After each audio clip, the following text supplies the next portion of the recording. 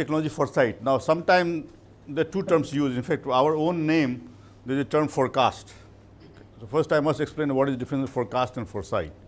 Forecast is a passive activity where you are not part of that, you are just outside and you are saying what's likely to happen and you are not influencing that outcome. But foresight means creating a desirable future. So, you have to visualize first what is a desirable future and then try to create it. Okay. So, what now internationally what we do not talk of forecast, we talk of foresight. So, we have two kinds of foresight we do. One is broad, like the one I am going to talk about, Technology Vision 2035 for example, or Technology Vision 2020. These are very broad, which covers the country across all sectors. Okay. But there may be focused activity in certain areas. So, both we do. Then we have programs to nurture innovation, and then we initiated a program to breed innovators. Then we have program to support industry and so on. So, let me first start with technology foresight. Now, what happened was historically TIFAC started as a technology foresight body in 1988. When we prepared Technology Vision 2020 document, that was released about 20 years back in 96. Then Government of India asked us to actually try to realize this vision of developed India by 2020. And it is typically referred to Kalam's vision. Actually, it was not Kalam's vision, it was TIFAC which it actually prepared, but there was a book that was published by Dr. Kalam and Y.S. Rajan. Y.S. Rajan, my predecessor. That book is what people see, but the actual report runs into 25 volumes. So, mostly people see that book which is popular, even now it is being sold. After that, the government said that you try to realize this vision of developed India and give, I think, about 350 crores around year 2000, exactly I do not remember when, I was not there. And then we started many programs to try to realize the vision by developing technology of various kinds, including in agriculture.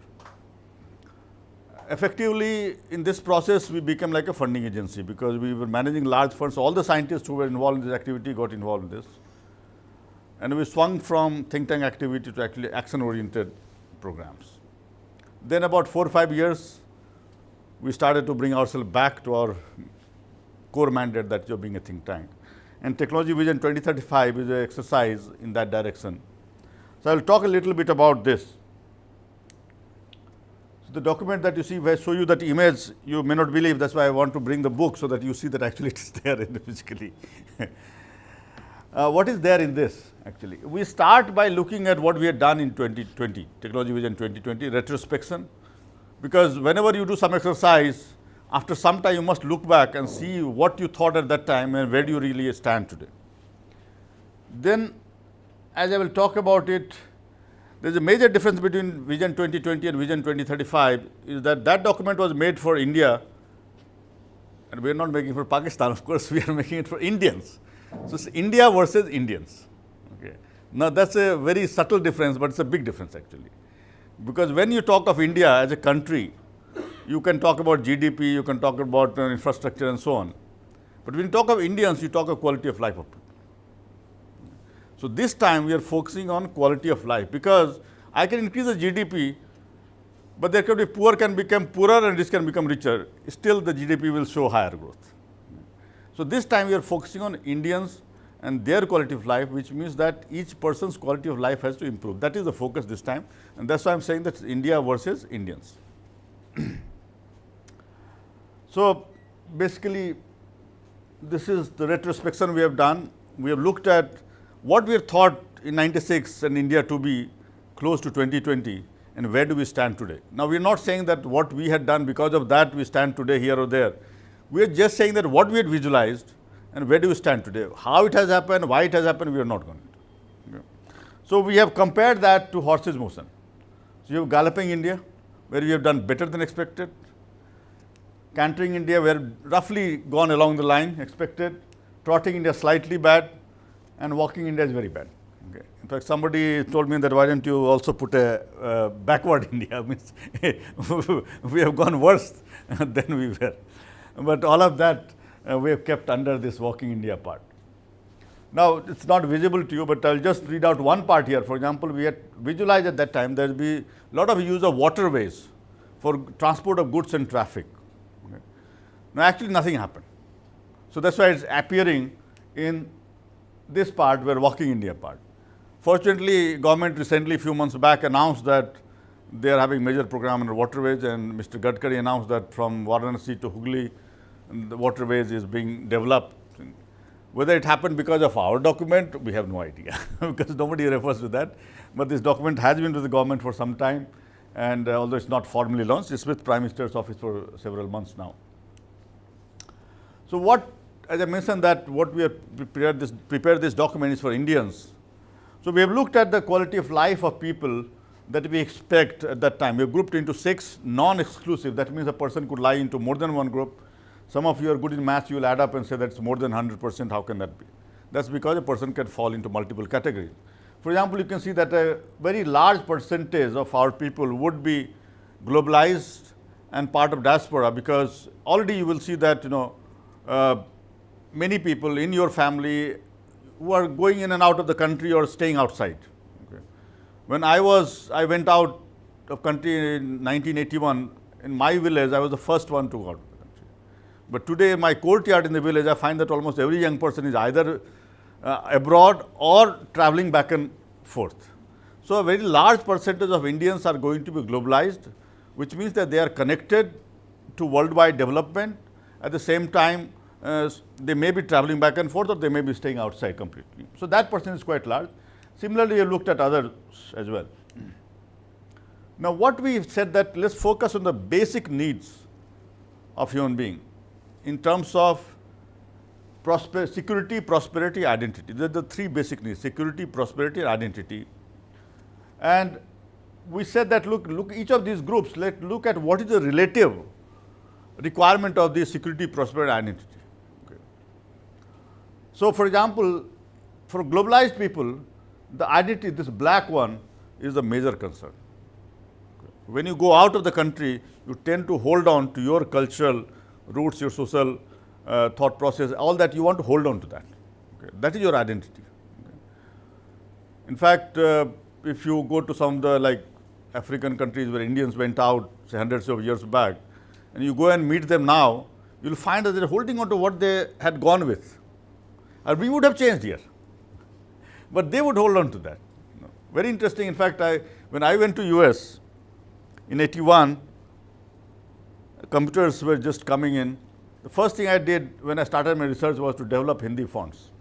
I was doing research in nuclear fusion, nothing to do with other language or computer. But the first thing I did was to develop Hindi fonts so that I could write in Devanagari, either in Hindi or Maithili, my language, and send letters to my home. When I came back to India, I switched back to English. So as long as I was outside, I was more keen to hold on to my cultural roots. Once I came back, I became part of mainstream. So this is what the identity issue comes in. Okay. And in fact, just few months we have a new secretary, DST Professor Ashutosh Sharma, came from IIT Kanpur. I was just talking to him. He said that when I went abroad, I started to learn Sanskrit. So this is the feeling that you have, that when you go out, you try to come closer to your cultural things, and when you are part of the mainstream, you forget about it. You go along with them. So that's very important part. So so each of these groups has its own needs in terms of this. We have looked at that, and then we have developed a vision statement which basically uses the 3 words: security, prosperity, identity, which is also translated into 22 scheduled languages. Then we have said that if we close our eyes and open in 2035, what do we want to see? What is our desirable future? So this infographic kind of tries to demonstrate what do we want to see in 2035. So it is actually shared in this document as first cover page like this. This is what is called desirable future, visualizing a desirable future. Okay. Then you say that, all right, now I want to achieve that. ये full screen control L करके कीजिए तो नहीं आ रहा है. Okay, कोई बात, ऊपर का आ जा रहा है. So we have divided the requirement of the desirable future into 12 what we are called prerogatives. So, what you see on the top, what you see on the top are individual prerogatives, and what you see at the bottom 6 are collective. For example, food is individual necessity. I cannot say that out of these 1,000 people, on average 900 people are eating and 100 people are not eating, so it's good. 90% people are eating. Each person must get food. Okay. But if I talk of public safety and so on, or environmental issues or governance, these are collective issues. This is not specific to one individual. So that's why 6 in the bottom are collective and 6 at the top are individual. Now, for each of these prerogatives, we have identified technology at different stages. Okay. So, this is just one example where we are talking of technology. The first column is technology which is ready to deploy. That means technology is available either within India or outside, but we are not using a large scale. Okay. The second one is where technology in the lab needs to be taken to the field. Third is where targeted research needs to be done. And the fourth one, actually not able to see down, is technology imagination, things which are likely to happen in 15-20 years. Okay. Now, each of these, why we have divided this? Because if technology is already available to us and it's not being used, that means either there is a policy issue, or the industry is not aware, or the cost of technology is too high, or something like that. Okay. So, who has to act on this will depend on where do we stand today on this. Similarly, the technology which is in lab to field stage needs a push for commercialization, like what is being done in this building. Technology is available in the lab, it needs to be commercialized, so that it becomes available at large scale. Similarly, the one where targeted research is there, where we need to fix target. A lot of research in India that happens is not targeted. Okay. I will do what I can, okay, rather than I fix my goal that here I need to reach and I work towards that. So, large amount of research within India is not targeted at all. Okay. It is done based on my capability. I will do what I can do rather than what needs to be done. So, the targeted research means that once we identify that this needs to be done, like you talk of, for example, ISRO or Atomic Energy, BRC and so on, ISRO has to send a rocket to Mars. Okay. It's a targeted thing. So, everything has to be done to make sure that it goes there. Okay. It should not happen that, okay, I will only do what I can and rocket kahan jayega, we don't care. But most of the research that happens, it happens based on what we can do rather than what needs to be done. And this is the unfortunate part which we need to change. So, once we define the targeted areas, then the funding agencies like DST, DBT or ICR and others, they actually say that, all right, if you do this work, I am going to give this money. Of course, there will be some research funding which is available for basic research and or what is called curiosity driven research, but large percentage of our research should be driven based on a target. So, this is where we are trying to do this, and technology and imagination again something which is like a blue sky research where ideas are being thrown. That is a different kind of thing. Still same funding agency can do it, but they need to separate out the two requirements. Target research is one kind of thing where the outcomes are important, relevant to the target. Other case, it is a open sky, blue sky research where you don't know what's going to happen. Something may happen, something may not happen. We are not too much concerned. Let people that working in that, let them work in that. So, for each of these basically the earlier page is coming all the time. Anyway, each of these we have the 12 prerogatives, we have the same kind of technology list we have made. Then we say that there are few technology areas which are transversal, that means they cut across various sectors. For example,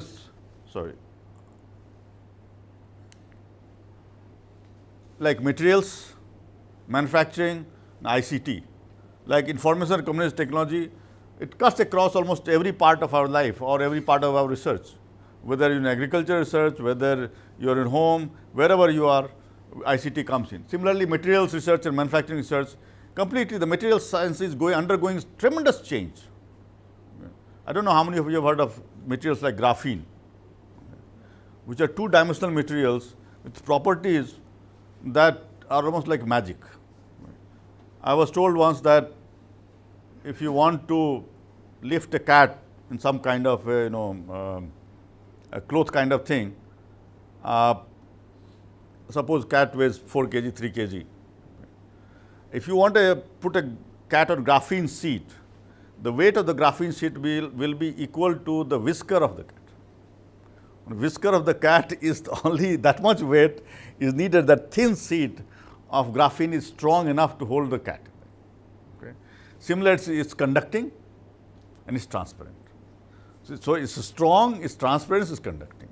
And now actually these two-dimensional materials, not only of graphene, which is made of carbon, but of silicon and many other materials, just coming out. Last 2, 3, 4, 5 years is happening. Okay. So these, we don't even know today that, for example, if I am from agriculture field, how it's going to impact me. Okay.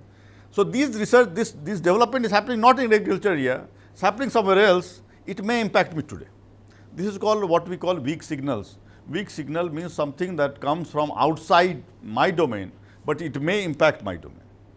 And keeping track of that is one of our tasks, what is we call through horizon scanning process. We keep track of all global technological changes. I'll talk about it a little later again. Then we have talked about in this document about India's capabilities and constraints, because each country has certain strengths, certain weaknesses. We cannot ignore that. Then we said that let's identify what we are calling grand challenges. Of course, we identified 10 grand challenges, somebody else can come up with another set of grand challenges. It's not unique. Okay. But just to point it out to you, for example, one of the major issues is female and child anemia. It affects India much more than some of the Western countries. And it needs to be done. It's not something that will only be done through agricultural domain. It cuts across many sectors, whether it's agriculture, whether it's healthcare, whether it's education, all of them come together to make sure that we improve on this condition.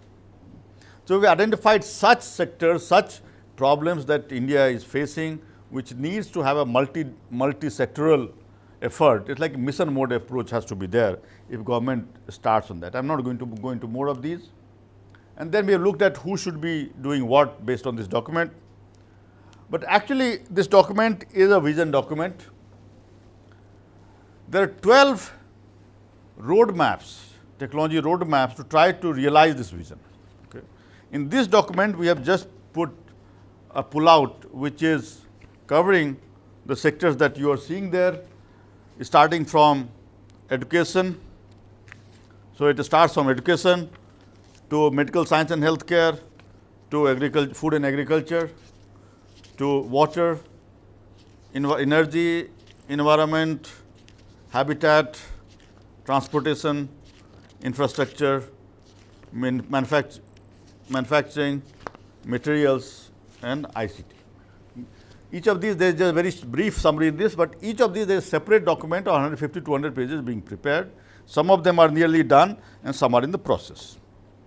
So basically, it's a set of 12 plus 1 document, a vision document, and 12 document to try to realize that vision. Okay. Now, I mentioned about horizon scanning. So by horizon scanning, actually we keep track of all the technology in the world, the trends. These are not technology which may impact us today. It may impact us about 10 years, 20 years. Because the technology which is relevant today is known to the researchers in that field. But technology which may come after 15 years or 20 years is not necessarily known to researchers in that field. Okay. For example, I can give you an example. You would have heard of 3D printing, for example.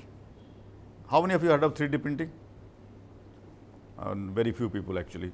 So for example, 3D printing, I can actually make this. Just like I print on the paper, I can create this glass, I can create object. So on the computer, I get the design, I connect it to that printer and give a print command, and that object comes out of it. So now, why am I telling this? Why am I telling this? Because tomorrow's food may be produced using it. Tomorrow's meat may be produced using it.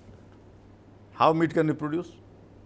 Because I may be able to, through tissue culture or in the lab, I can actually grow meat from the cell of the animal. And then use 3D printer to combine these things. that I'm not growing a goat to eat the meat. So 2 years, 3 years, 4 years, you don't grow the goat to get the meat, but in the lab you make the meat and you combine things together in a way that when you eat it, you feel it is the same meat that you would have got. Okay. Now, in US already they're working on 3D or the food technology. Yeah. They're So, already onto that. so I'm. Army, they're trying to Yeah. So that's what I'm saying, that the work is going on, and in 15, 20 years it may become very mainstream. Okay. In fact, already in London, a burger was launched. I think Google was behind that, where burger made on 3D printing machine was done. Okay. Now look at this. Suppose, in fact, I just remembered when I said to talk about goat, my Nanaji, when he was living in a village, he was rearing a goat, so that my Mosi's marriage is there. At that time, he will use that. And we used to have these walls made of mud. A thief, made hole through that and stole the goat away. And so I just remember that incident, that people took a lot of care to grow that animal, and then suddenly a thief comes and takes it away. And the whole thing goes west. So here now you have technology which may be coming up and become mainstream, but you're not growing the animal.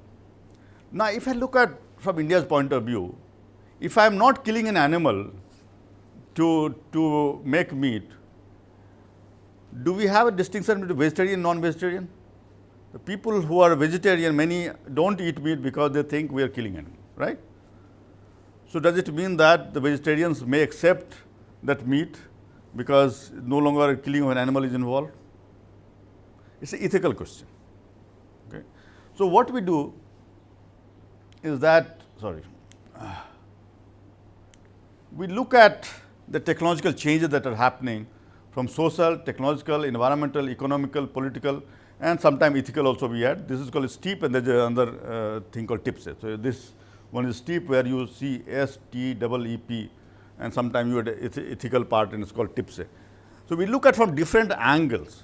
So the technology is not specific to country, but its impact on the country is specific to that.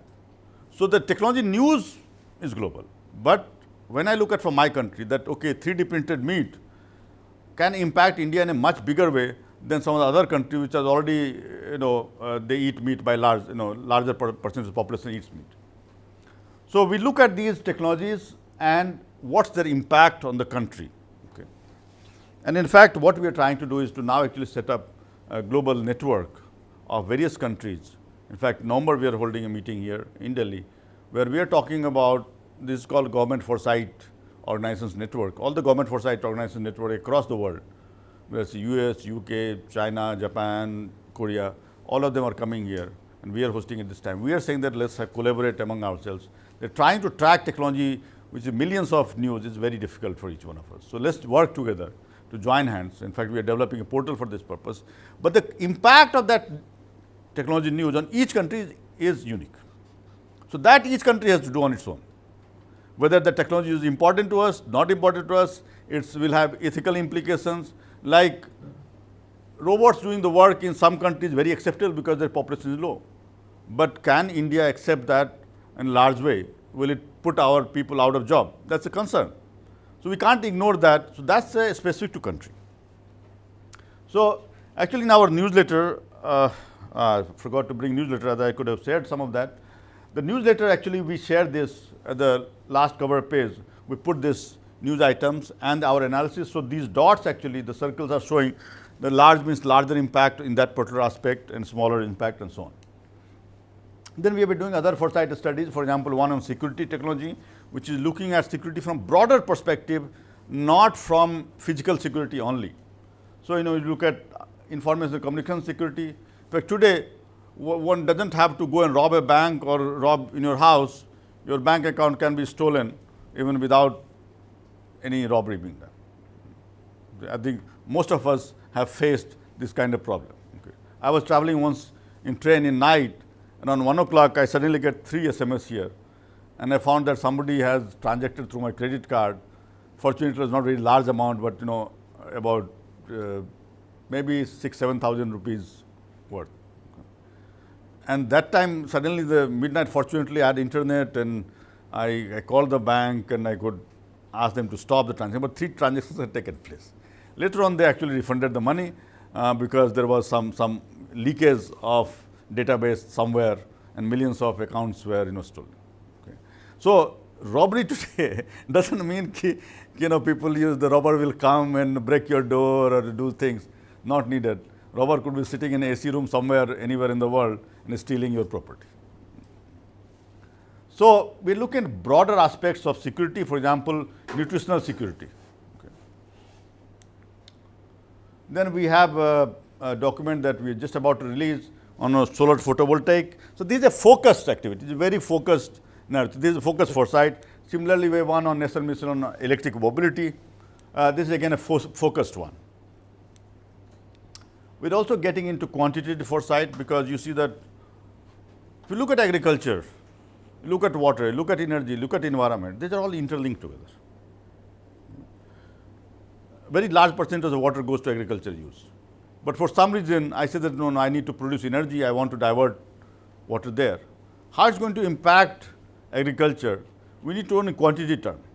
Because roughly we know, but unless you know quantitative, small adjustments is not possible. So what happens, people environmentally say that no, don't do completely, no, they will oppose anything and everything, because we don't have the proper models. So that we are trying to work on that. I will not go into more detail. And what is called cross impact analysis, which will combine together these 12 sectors that we are working on in a quantitative way. So if I change one parameter affecting one sector, how it's going to impact all the other sector, we should get quantitative numbers.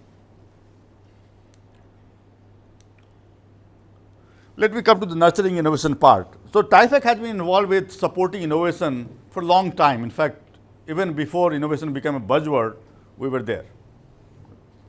For example, there was a homegrown technology program that we were running where individuals we were supporting.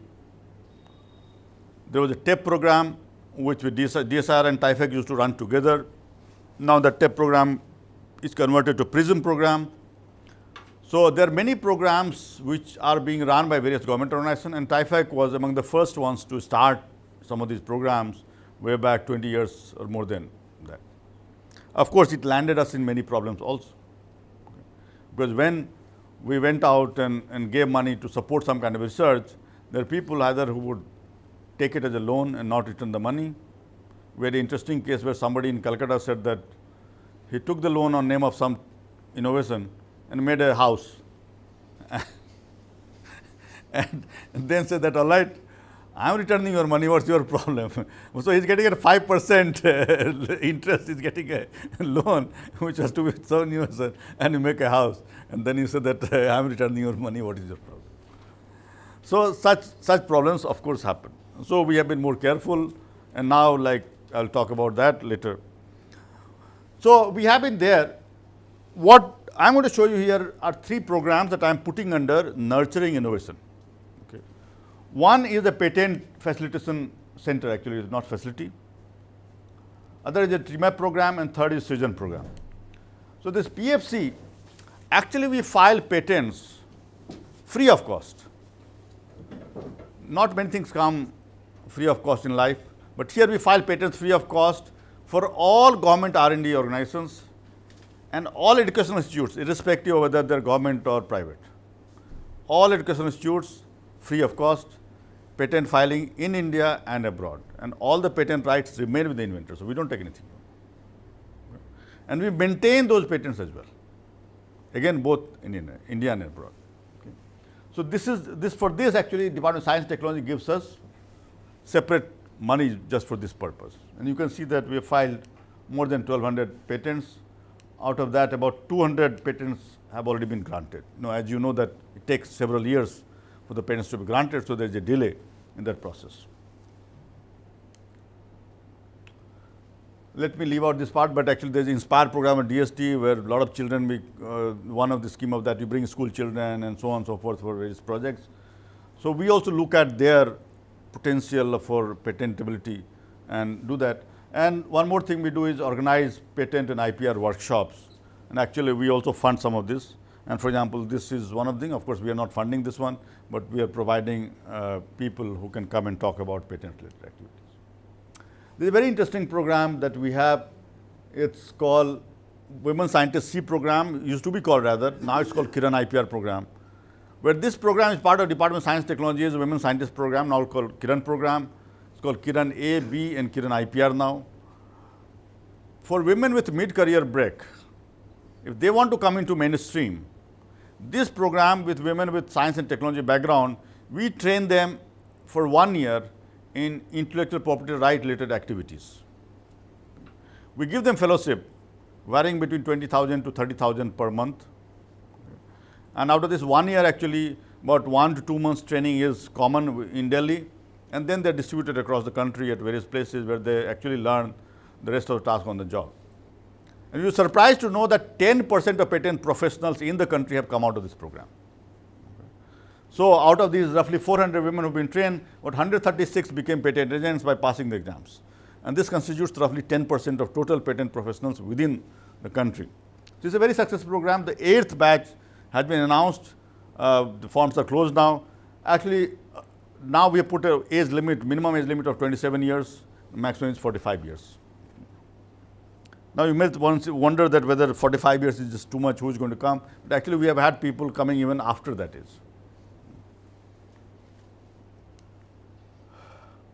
But what we have done is that what we found was that in addition to filing patents, this cell also now have initiated so that it can do many other things.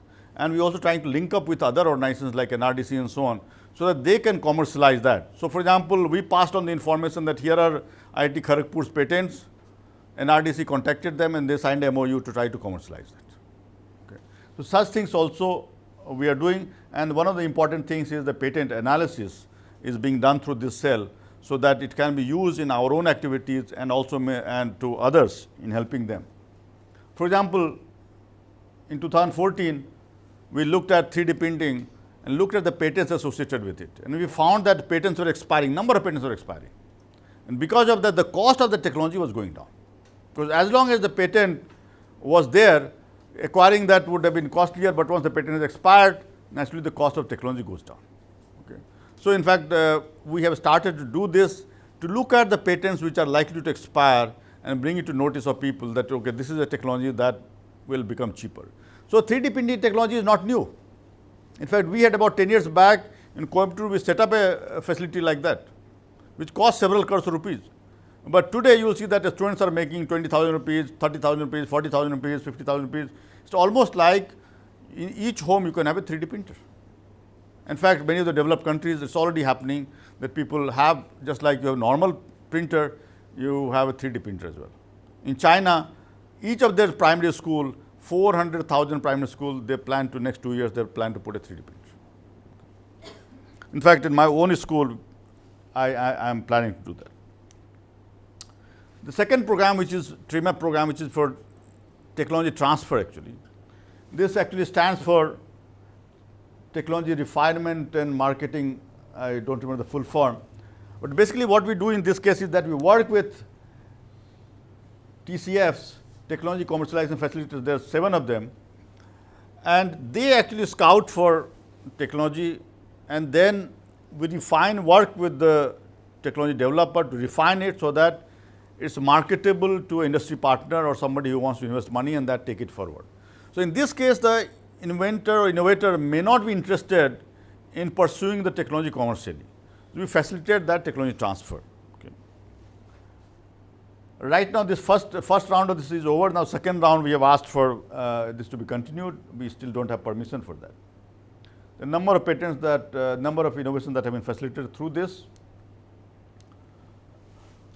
The Srijan program is actually for scaling up innovation, where the innovator wants to take it up by himself or herself.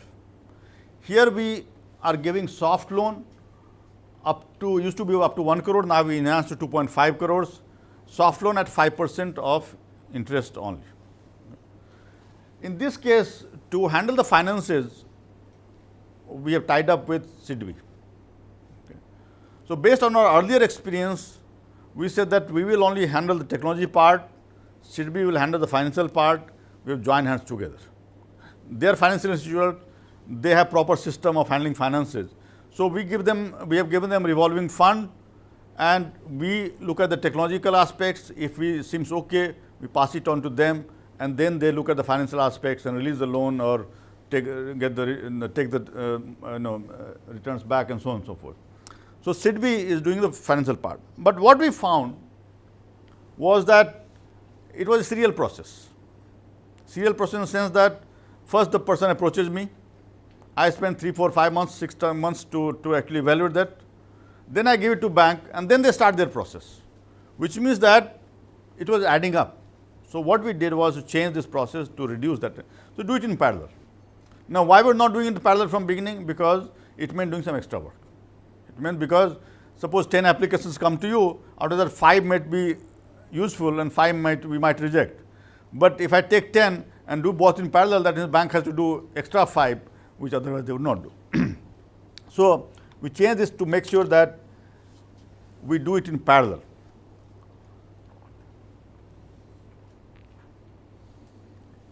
Now what we realized was that we did not have synergy within our own programs. So if I look at the patent activity, I look at the technology transfer activity and the scaling up, there was no synergy between them. They were all working in isolated silos. So now we are trying to bring synergy between them and make sure that they work together. But I'll come back to this point. The other thing we did was that when we were getting some of this technology we were supporting for scaling up, the outcome of that, normally what happens in our government systems is that you support the thing, you get the money back, the file is closed. We don't bother after that. But we thought it was necessary to actually take the technology to larger scale. So what we have started doing is to actually do road shows, bring industries, show them this technology has been developed successfully, can they take it forward? And also talk to government departments in case there is a policy issue which needs to come in to support that kind of thing. So just to give you an example, for example, cotton ginning machine. Some of you might be familiar with this. So cotton ginning, what used to happen, there is a roller that is used to separate the seed out of the cotton. Okay. That roller used to be of leather, okay, and typically made out of waste leather. It used to have chromium contamination. So if you have rollers which are having chromium contamination, in the cotton also that some of that chromium will go in. Okay. The workers who are working with that, they get impacted through that. And of course, down the line also in the clothes that you wear, some amount of may come in. Okay. And actually it was found that it much higher than the permitted limit. Suppose if 2 ppm is the permitted limit, we found there may be 1,000 or 10,000 ppm may be there, depending on which stage you are looking at. So now through this technology development, we have got a rubber roller developed, which is both more durable as well as it doesn't have that contamination problem. So once we did road show with CIRCOT in Nagpur, then we found that one company, one of the larger manufacturer of this ginning machine, has already launched a product based on this, which they call it Kranti. Kranti according to the revolution. So they already launched the product. Now there are 1 lakh ginning machines across the country. Now if government takes a decision that for within next 3 years or 4 years or 5 years, we require that all should be phased out, which are based on leather, they should all become rubber. Then that's the kind of policy decision that government can take. Just like we say that okay, 10-year-old diesel cars should be phased out. Okay. Similarly, the government can take decision because now technology has become available. Before that was not available, then the government, even if says phase out, that means no ginning will happen. So today technology is available. So we are now writing letters to, we have written already letters to ministries to discuss this aspect. And there are many other technologies that I will not go into that. So I just said that one of the problems that we face within various government organizations, we have numbers of schemes. But for an innovator who needs help, he or she doesn't know where to get that help. They run from pillar to post. What we forget within the government system is that the innovator's time is important, not my time. Okay. So we make them run around, waste their useful time while we sit on the table. Unless we change this, will not be a country of innovation. We are low down on the innovation index. So, two things are very important. One is to be able to make sure that our systems are such that innovator knows about where they can approach, and the time needed for doing that should be minimized. The second part is once they have applied thing, the time it takes to give them the support should be minimized. So, two things are important: minimize the time of the innovators running around, and second is the time it takes to actually provide the support. Otherwise, if I support innovation and it takes me 2 years to provide a fund, it's always useless, because today things are changing fast. If you don't support it, somebody else would have already done it and gone ahead. So, it's very important to actually be able to support innovation as fast as possible. Second is to minimize the time of innovator rather than our time, and we have to do various things to make that possible. So, what we are doing actually on 25th August, we have actually called a meeting of various government schemes which work in supporting innovation and trying to discuss and come up with plans to make sure that there is synergy between various government schemes. For example, the first thing we could do, very simple thing, could be set up a portal where all the government schemes are there. Second step we could do is that I file a request for support and it goes to all the relevant schemes automatically. I should not have to file 10, 20 different forms and keep running after each one to make sure that. Third is that once suppose I have already evaluated a particular thing, it can be made available to others. Rather than otherwise what happens, that they will apply in 5 different schemes. Each scheme, a separate committee will be set up. They will call people 5 times, all kind of things will keep happening. So, how do you bring synergy? This is what we are trying to do. So, 25th August we have called meeting of all the relevant people, and if somebody is left out, you are welcome to let me know, so we can send you invitation as well. So, this is the kind of thing that needs to be done to make sure that, for example, one thing we have already done is that earlier we used to go and see a demonstration in the field, but now we are allowing that through video conferencing also we can see this. So, the time can be minimized. Otherwise, and actually we are requesting them to submit a video right in the beginning. And we are also doing one more thing, which is to link the patent analysis with this. So, if I submit a proposal, it goes to reviewer. To the reviewer, the patent analysis within India, what the technology is, all of that is going to the reviewers. This is the kind of system we are trying to set up by setting up a technology information database that will take some time.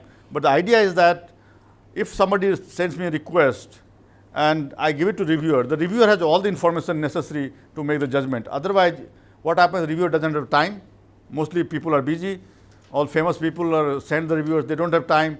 So, they will go by what their knowledge is, which may not have complete knowledge of everything that is happening in the country or abroad. So, we help them by making sure that you provide the information so that they move faster. So, this is what we are trying to talk about, synergy between our own programs and across the government program. Then in terms of industry support, actually, we found that we have programs to support small industry, but for large industry, actually, they don't need our support. But then what you realize that India is not a technology leader, it is a technology follower. Almost by and large, we are technology follower, not technology leader. Why that is happening? Our Indian companies are not small in size anymore. They are buying companies abroad. Well-known companies they are buying abroad. In addition to some of our CEOs coming from India, and now you see that whether it's Google, whether it's Microsoft, each of these Indians are, heading those. But in addition to that, actually companies are being purchased by Indian companies. We have companies, we are buying, minefields outside the country and so on. So, they have the resources on global scale. But if you look in terms of R&D, innovation, nothing. So, it's not that all of them, all the companies have R&D units. They get tax break, 200% break. But what is happening is that they do not work on technology sufficiently in advance.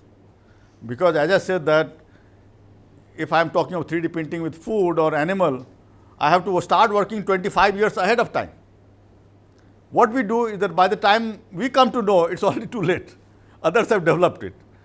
So, what we are doing is that we are saying that let me train this large industry in technology foresight. And then these companies, if they use these techniques, they can visualize what is likely to happen after 25, 30 years. And then they start working sufficiently advanced so that out of 10 projects, maybe 2 they will succeed on global scale, 8 others will do it, but at least 2 will do it. Okay. This is very important, not only from technology point of view, but also what is called comprehensive national power. That means technology today plays a role in the global power system. It is no longer that you go and win a war or make bombs and so on. It's soft power. Today, if China stops export to US will collapse. So US cannot do much to China because it controls the export in such large amount that the US economy will collapse if China stops that. So China can do anything and US will make some noise but can't do much. So this is where the technology's role comes in. So that's why we have done that to Indian Oil Corporation. We did this training, and hopefully with ICR unit we are discussing. In fact, we might be doing it shortly. In the small industry, we have two kind of program. One is a cluster program, where actually what we do in this cluster program is that we look at clusters of small industries and try to upgrade their technology. Roughly 29 of them we have worked. Some are ongoing. Out of that, 22 are done, completed. I'll not go into details, but you can see that it's all different varieties. It's not just one kind of thing. We cover different parts of the country. Somehow the central part is missing, so we'll try to cover that. Of course, we didn't have the mandate to do it geographically uniform, but just depending on the way things happen. Okay. The other thing that we are trying to do with the small industry is to bring advanced technology to small industry. For example, I talked about 3D printing. So we are trying to work with a small industry to see that how do we seed that 3D printing technology in that. Okay. Some of the places we are already working, for example, Barapur Circle Instruments, Howrah Foundry, Malda Food Cluster, Dharavi in Bombay and so on. But also I visualize that it may be possible to actually set up rural clusters of 3D printers, combine that with Digital India initiative that government has taken, where if I need this to be done, made in a unique way. So right now 3D printing is very useful for customized manufacturing and distributed manufacturing. I want a unique design of this. I want 12 of this for my home. I should not see that I go to my neighbor's place, so they also have the same thing. Or I want to make jewelry. Okay. Women would love to make sure that they have the unique jewelry that they want. It should not happen that the party you go and you find that the other lady is also wearing the same one. Or so how do I make sure? So this is called customized manufacturing. So where 3D printers right now have the edge is where you customized manufacturing need or distributed manufacturing need or a small volume you need, prototype development for example. Like aircraft industry is used for a long time because you don't make aircrafts in millions. If I have to make aircraft part, I may have to make 10 aircraft or 20 aircraft. I can very quickly make out of this rather than setting up a whole assembly chain for that purpose. In automotive sector also it is very much being used because in the beginning you make the prototypes. Of course, automotive when it goes to scale, they have to set up assembly. But aircraft, you don't need to set up that kind of thing. So it's 3D printing technology, which is also known as additive manufacturing, has been used for quite some time, for almost 30 years old. But in the rural cluster, what I am visualizing is that can we have rural clusters and then you have through Digital India initiative, the broadband connectivity. So that design, I don't want the rural people to worry about designing this. This can happen somewhere else. Okay. Through what is called cloud manufacturing concept, where you go to a website, you select thing you want, you customize it, and automatically gets converted to a design file. The design file goes into that particular rural cluster, and the person who receives downloads that to 3D printer, and 3D printer is going to manufacture that object. Now, what do you need? You need raw material for that, and you need the finished goods to go out. Okay. So we have the postal network. Slowly, most of you would, if I ask you when did you write the last postcard, you scratch your head. You forgot when you wrote your last postcard. I in fact carry in my bag, I carry a postcard that my father wrote before he died. I still carry that with me. So because we have forgotten now to write the postcard, it's become an object that you cherish. But postal network has very deep, network. So they can take the raw material and take out the finished goods. And it doesn't need too much of training because you know how to do design. What you need to know is that, all right, I download this file into the printer and I just let it make the object and I clean it up, polish it, pack it, and send. Okay. So one can have a rural cluster based on 3D printing.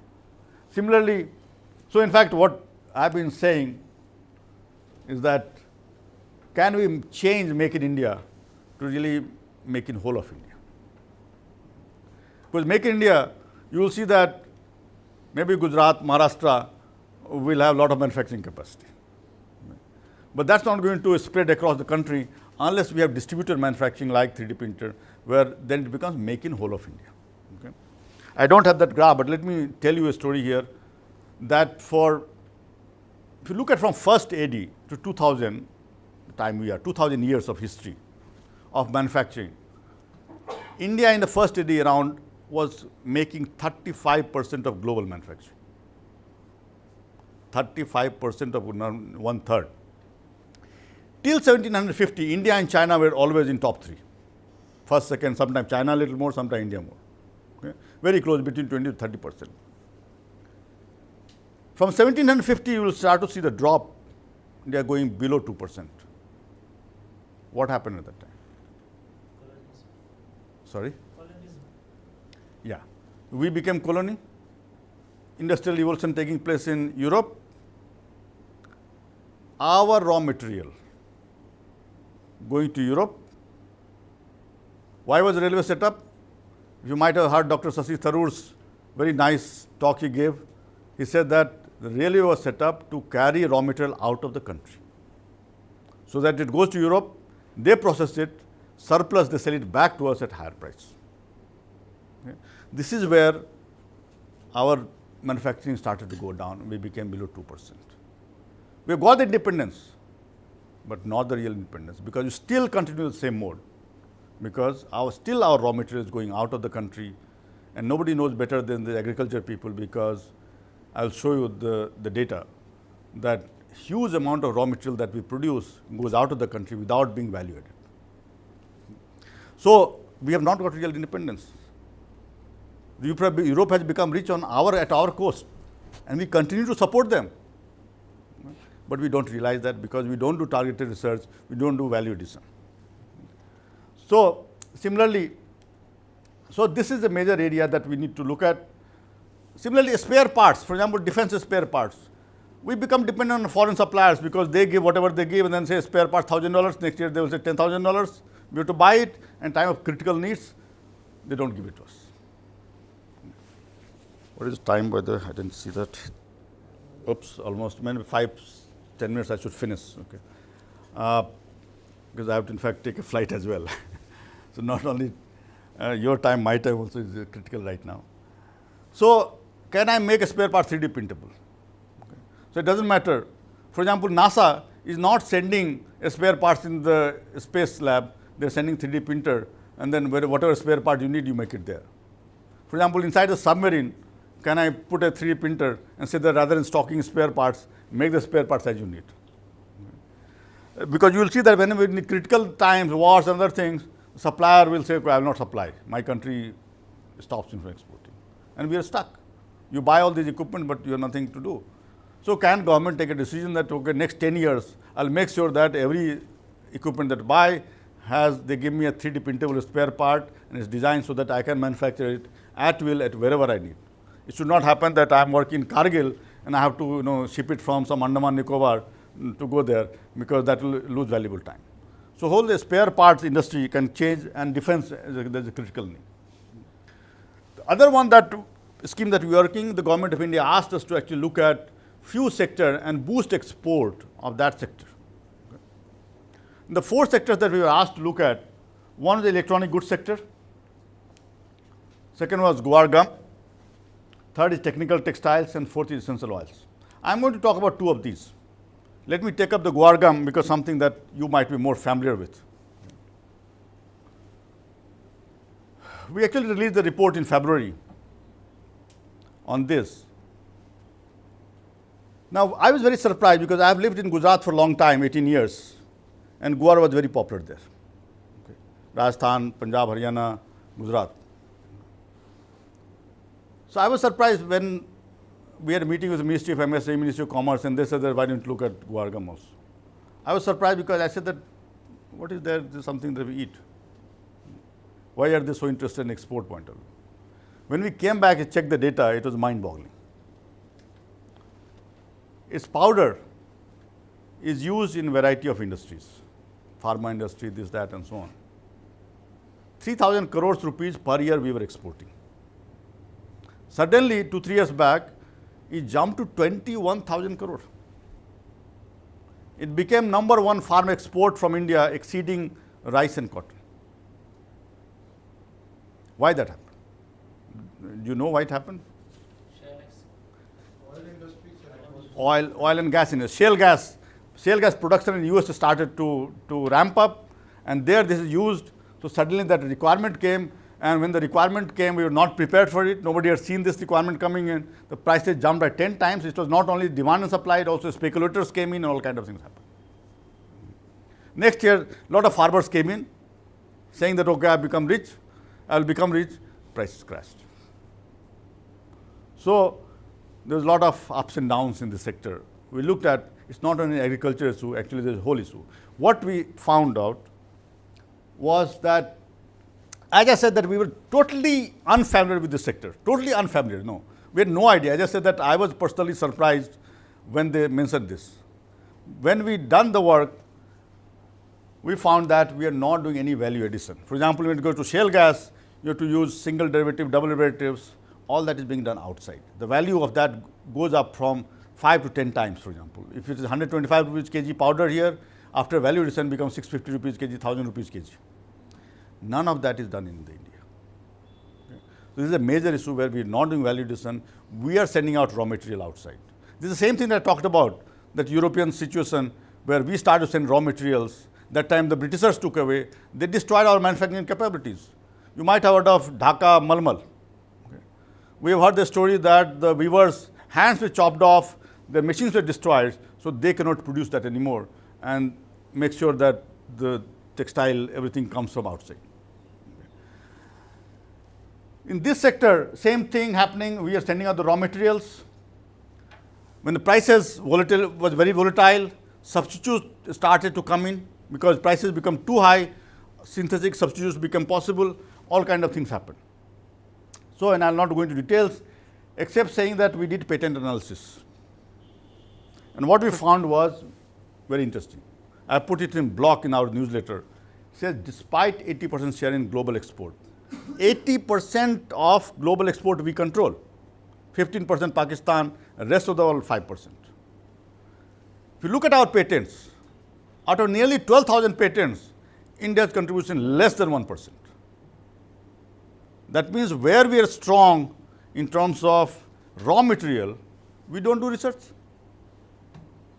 Others take advantage of that. They take our raw material at cheap cost, they do the value addition, and in fact sell it back to us also. This is the tragedy of our research. We are not doing targeted research to target what we are rich in, rather we try to follow others and they will do work on what they are rich and we also do the same work to support them.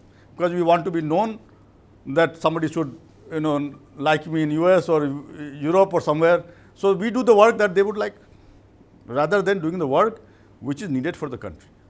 So this is the major task. When I saw this and I said that, what is this happening? Now we are working on actually looking at all the raw materials where India is a major exporter. I have a list of 792 materials just from farm and forest. And if you add minerals, there is another list. 792. The potential for guar gum is, a lower estimate is 50,000 crore per year if you do value addition. Very simple mathematics, 5 to 10 times value addition. Even if we were exporting 21,000 crore sometime, even if it's 10,000 crore, 50,000 crore. It's a very simple arithmetic. You add up these 792, just have 1,000 crore, 5,000 crore, 10,000 crore, each of these. See the amount of value, amount of foreign exchange we are losing every single year. Okay. Every other figure will simply go down as negligible compared to that. And this is because of we are not doing value addition, we are sending out raw material. Okay. So this is the task that we are working on. The last part of this is the electronic goods sector. Just to make you aware that we all keep buying electronic goods, we keep changing it. What is said that by 2020, if nothing changes, we'll be importing $400 billion of electronic goods. The $400 billion of electronic goods will mean that, and actually we are exporting about $7 to $8 billion right now. It may go up to $70, $80 billion, but the gap will be $320 billion. That will become number one import item, exceeding the oil, just because we are buying too many electronic goods and we are not making it ourselves. We were asked to look at increasing the export of this. We talked to Department of Electronics and IT because this is their main subject. In fact, we first even thought that why we should be involved, because Department of Electronics and IT is already there. But we found that there is a broader issue. The broader issue is something that you will appreciate, and I will just mention it. The broader issue is the following, that this is a hardware-based innovation. Today you find that if you go to software, we are doing wonderful. But everybody wants to sit in the AC room on a computer and do it. Even electronics engineers don't want to do electronics. So this is a mindset issue. It's not technology issue. It's a mindset issue. We were told that get technology from anywhere. Like in Guargam, we are trying to do that. We are trying to do technology transfer that the US oil industry or somebody who has that, can they give it to us so that we do value addition and send it out. But in this case, if I go to Samsung and say that, look, give me this mobile phones technology and for 15 years, 20 years, I'm going to manufacture that, it will be foolish. Because every day, every week, every month, I have a new mobile phone coming in. It's not like a steel plant that you set up in Bokaro, Rourkela and so on, and 15, 20, 30 years, you keep producing this. Because here, the technology is changing every day, every week. So that means we need to innovate within the country. Now, why hardware-based innovation is not happening? It is separation between hand and mind. What it means, that from home we start to bias our children, don't work with hand, don't clean dishes, don't clean thing. So we bias them against working with hand. So when they go to school, they don't work in the lab. Only thing that an examiner comes, gives some money and get 20 out of 20 or 19 out of 20 marks. When they go to college, again they don't work with the lab. Electronics person also does simulation. Everybody does simulation. Mechanical engineer becomes mechanical engineer but doesn't want to do mechanical engineering, wants to become IT person or wants to become manager. So core engineering is left out. Hardware-based innovation is not happening, and that's why electronic goods will continue to grow. The import will continue to grow unless we do drastic change. Okay. Now, as I said, that's a mindset issue. So we are creating a separation between hand and mind. You go to Europe or Australia or US, you will change yourself. You will start to do all the work that you don't do here. Their children start from young age and they do all these things themselves. For them, touching hardware is not a problem. My daughter is doing PhD in computer science and she does all the soldering, drilling, everything by herself. Here, if you see even an electronic student will not do soldering, he says, this is not my job, technical assistant has to do it. So we say that I will do thinking and somebody else will do the dirty part. That dirty part is the one that is the missing link. So what we have done is that we launched a program to breed innovators. This is called, one is called MSME internship program, where we are asking students to go into small industries and look at their real problems and then come up with possible solution. It is done in 2 phases. First phase, they go and spend few weeks time, come with problems identified and the possible solution. If we like it, we support them in second phase. They go and spend 4 to 6 months time so that they can actually develop this thing. So we have launched this program. We're supporting about 150 students per year through 5 institutes, each one supporting 30. But it's not going to do much. 150 in this country is too small. We need 10,000, 20,000 students to actually go into this. We can't do it on our own. So we need to have other organizations to support, industry to support. Fortunately, slowly people are catching up on this idea. For example, Maharashtra government has identical program they've launched. They've just taken our thing, they've just changed the name and implemented. We are in the committee to help them. Rajasthan government we are discussing. But very interesting was Coimbatore Industry Association said that we'll support 200 students. And now they're saying that even we don't need money, industry will give the money also. Once the ideas, so ideas should spread. We don't want to own the thing. Let 10,000, 20,000 students go into small industry, because small industry now students don't want to go because they want fashionable names on their CV. Small industry is not fashionable. So, but when they go to large industry, they don't learn much. So they need to work in small industry where they can learn real problems and they can come up with solutions. So this is what this idea was. We started, as I said. A part of this we are trying to also set up is what we call innovation lab. That means students should be able to do hardware-based prototype development from idea to prototype very quickly, like 3D printers and so on. MIT has a very wonderful concept, MIT Fab Lab, Fabrication Lab concept. Combine that with 3D printing, and you have a wonderful thing. You can make everything very fast. This we are working on that. We are not yet launched. As I talked about, mindset change is very important. So I actually, on my personal thing, not TIFAC initiative, I've launched a social movement. It's a small scale, but all ideas start a small thing. No, you can't do a big bang like Modi. So hope Modi picks up sometime and it becomes a big bang. What I'm saying, I have a program I'm calling it 1-in-1. I'm saying that allow children to work with hand at least 1 hour in 1 week. So 1-in-1, 1 hour in 1 week. Okay, let's break this barrier between hand and mind. And this is actually a message to all of you, because problem starts from home. So I will leave out the other things. We are working with technology for society. So Dharavi cluster, like we're trying to see if we can make plastic waste 3D printable. We also have been working with disability. In fact, personally, I've developed a number of assistive devices. Dr. Neeru mentioned that in the introduction. We have set up a portal which was launched by Government of India, President of India rather, called swavlambhan.info. We have brought together all the assistive devices. In fact, on 20th August, we are meeting with manufacturer. We also look at technology can help in disaster-prone zones. For example, one thing we are doing, in fact, I'm just going to Calcutta in the afternoon. We're looking at Kosi River, comes from Nepal into Bihar, and it brings a lot of silt. We're trying to see that it's a havoc actually. It deposits silt at one side and the water changes course. And 2008 it happened that it actually ran through an old channel, 100-year-old channel, and lakhs of people were affected. Thousands and thousands of people died in that. So it's a menace in some sense, but if the silt, we can find a value to that silt, then definitely desilting becomes economic and it can become value, actually it can change the economy. So we are working with researchers, we have collected samples from the river bed and so on, and now we're doing analysis of that with various labs. So in fact, this is what we are trying to do that. So tomorrow we'll be in CGCRI in Calcutta, and on Monday in Patna actually to discuss these things, to see that can we find value in this. I will leave out these things. We have a student internship. We also present on the social media. In fact, now government requires us to be present on social media through Facebook, Twitter, and so on. If you are interested, especially every day we are sharing 15, 20 technology news on the Facebook and Twitter. If you like us, you'll get those news. And these are all latest technology news from across the world. In fact, our Twitter is, in fact, it used to be operated through my own account, is being followed worldwide.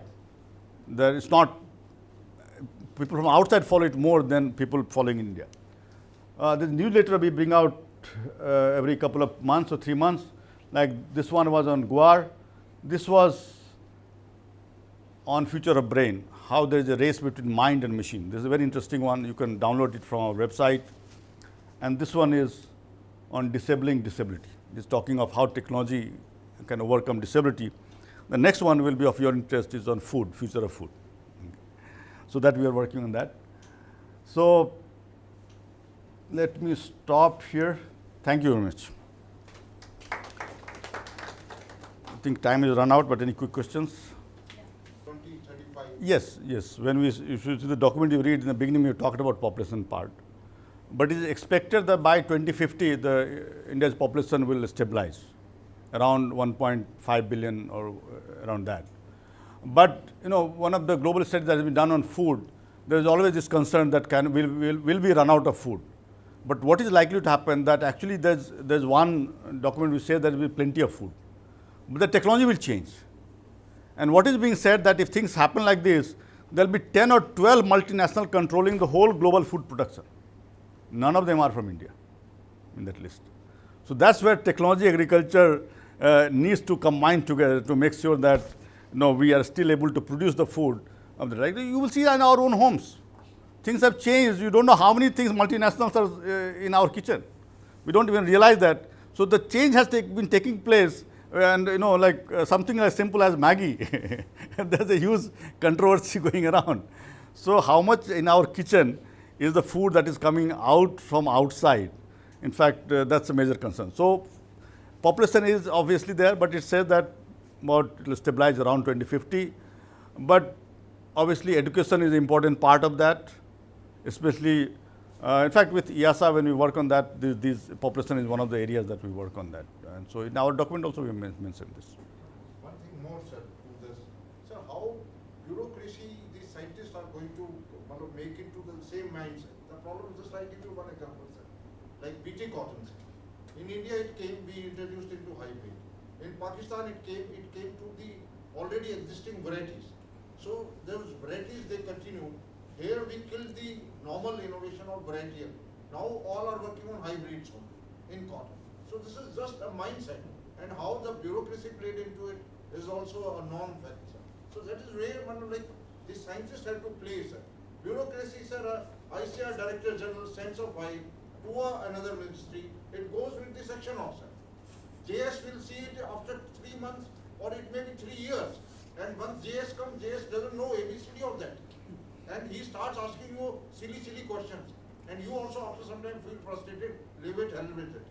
So I'm just saying, sir, how are we going to come over these things? So actually, let me tell you, I'm also a scientist like you, and I'm just here for slightly more than 2 years. And when I was interacting with the ministries, I had the same problem. Typically, we interact with joint secretaries, and they always thought that it's off the record by the way. They always said that, they know everything. But I've seen that slowly over several interactions. Now they're saying that, Professor, you tell us what is to be done. In the Guargam, they told us that you tell us what is to be done and we'll follow. So it actually takes time for them to also understand that what we are saying. But the issue is, in fact, I come from a school which has produced maximum number of UPSC candidates till now. My own elder brother is IAS officer, in fact, he is Agriculture Production Commissioner of Bihar. My younger brother is in Customs. My school, everybody, batchmates, is filled.